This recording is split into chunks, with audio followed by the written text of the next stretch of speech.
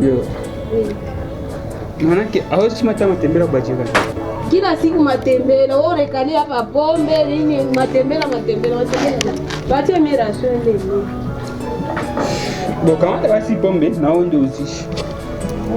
Sina pesa. Nipe pesa pale. Utalala kujana depuis usiku mpaka sasa mtu ayakula.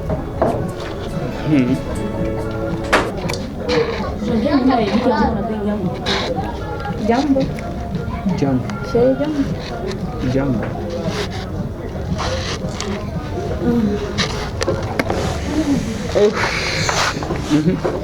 Ndio sherehe niko nataka kuambia sitachunga.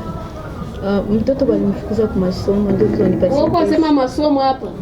Mimi mwingine siakula depuis jana. Wewe unasema vya masomo. Binamuona basi nilimwambia akini bebesha mimba hapa. Sasa sina pesa.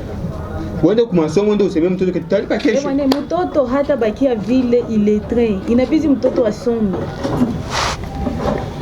Yeye kwa mara sio nende mwenyewe. Depuis jana sasa. Nasikia bebe. Mimi sasa sina pesa. Nifanye. Na una pesa nini nijitenga au utaweza?